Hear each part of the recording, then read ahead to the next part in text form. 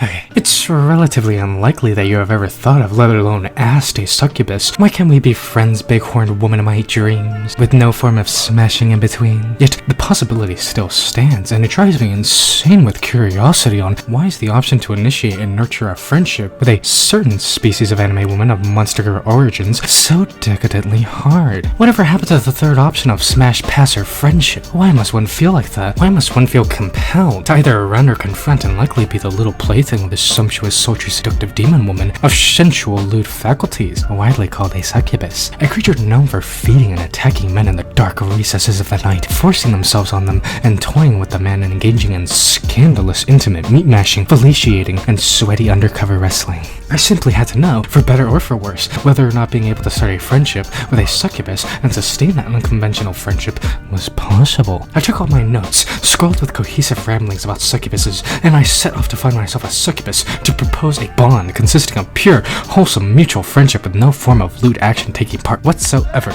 It was very difficult and very hard. You see, the body of a succubus logically is constructed and built to help and assist them in surviving and attaining sustenance and nutrients through seductive means wherever possible. So as one could imagine, actually getting close enough to one and not becoming their frivolous little milking fountain proves to be quite difficult. Yet I am a man of science, who stops at nothing. I kept going with different methods being put to the test. Eventually, after being thwarted enough times and riddled with mental and physical exhaustion, I attempted my most radical proposition yet, treating them like people rather than semen demons. I prepared diligently beforehand one last time, and then proceeded to pick a specific succubus, and through certain formulaic and inquireful research collected from those who had contact with the succubus, as well as familiarizing myself with the habitual and preferred pastimes and hobbies of a succubus outside of gasm grabbing, really put myself in the headspace and thought process of a succubus, a sort of succubusy, if you will. I studied how to talk like a succubus, the slang, the body language, the customs and traditions, and I even looked and studied the tactics implemented during feeding. And when I felt ready, I met the succubus head on, and I can safely say a friendship with a succubus is indeed possible. We laughed, told a few jokes, shared a meal or two, and even went to engage in relatable succubus and human activities, such as watching the movie To Suck or Not to Suck. And in the end, I believe that we hit it off quite splendidly, and I would say that it is quite evident that I am deep within the congruent anomaly of succubus friendship, and I would say this has been a success. At the end of the day, these specimens are a controversial, misunderstood species. It is a lamentable and unfortunate reality for these succubi that most simply don't get to know them enough. You see, a friendship with a succubus is really no different from a standard camaraderie. A mutual, familiar, endearing relation, also more simply called a friendship,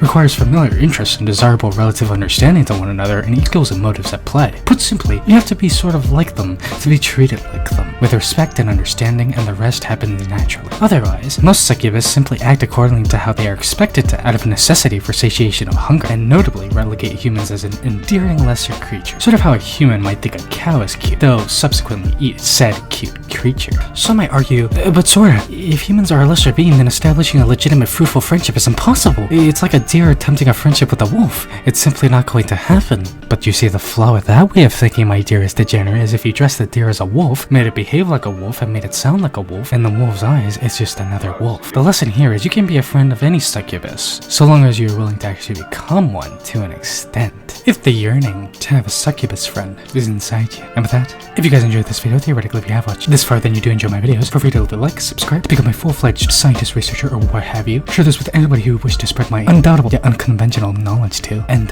until the next precariously curious question decides to pop into my head, bye, my degenerates.